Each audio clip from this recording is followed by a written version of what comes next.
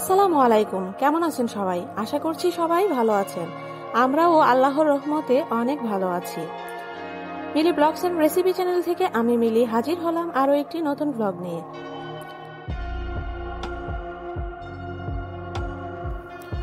আমার জন্য কিছু চারা গাছ আনা হয়েছে এবং আমি আমার ছোট বারান্দায় চারা গাছগুলোকে অত্যন্ত যত্ন সহকারে রোপণ করেছি এবং আমার আজকের ব্লগটি হচ্ছে এই চারা গাছগুলোকে নিয়ে।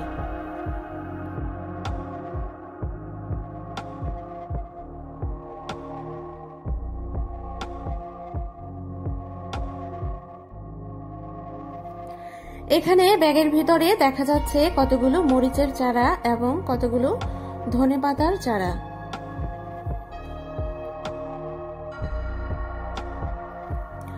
গাছগুলোকে রোপণ করার জন্য দুটো বড় টব এবং এক বস্তা মাটিও নিয়ে এসেছেন। এই যে এখানে দেখতে পাচ্ছেন, এখানে 20 কেজি এর মতো মাটি রয়েছে। যেহেতু আমরা ফ্ল্যাট বাসাতে থাকি এবং এখানে গাছ লাগানোর কোনো ব্যবস্থা নেই, তাই কিনে আনা মাটি দিয়েই আমাদেরকে গাছ লাগাতে হয়। আমি চারাগুলোকে প্যাকেট থেকে বের করে নিয়েছি। এখানে দেখা যাচ্ছে ধনেপাতাগুলো বেশ সবুজ।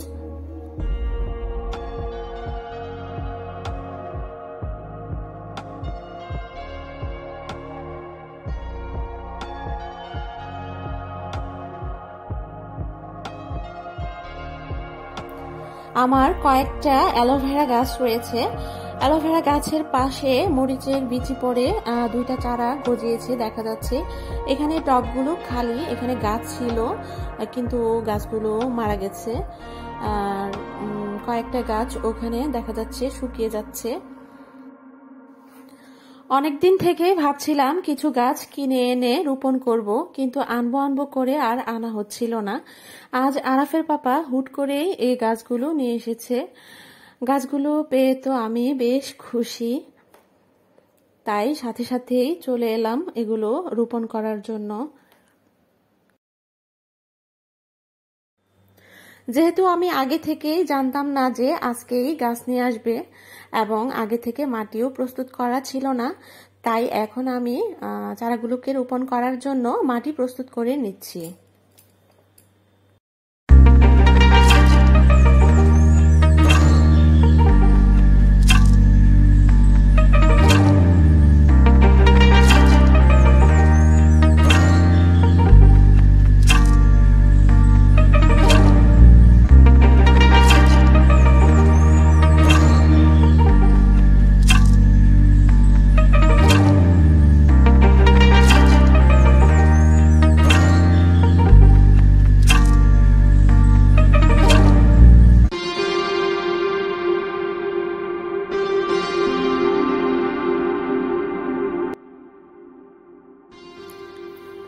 মাটি রেডি করা হয়ে গেছে।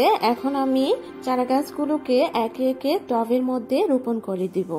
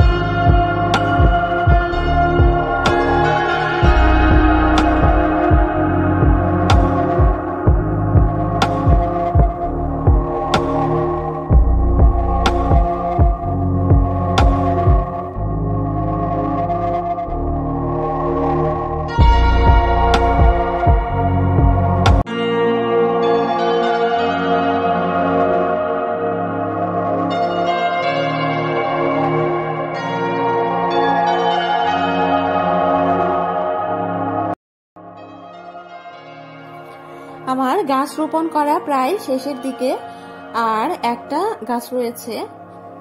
এটা এই ছোট টবটিতে এটা লাগাবো।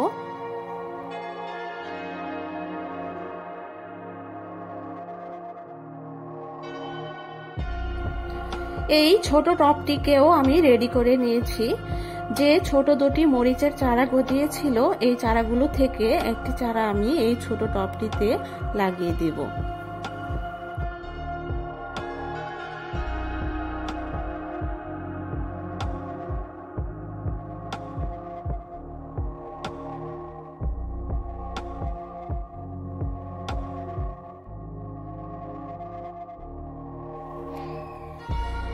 আমার চারা গাছ রোপণ করা প্রায় শেষের দিকে। এখন আমি জায়গাটি পরিষ্কার করে নিব।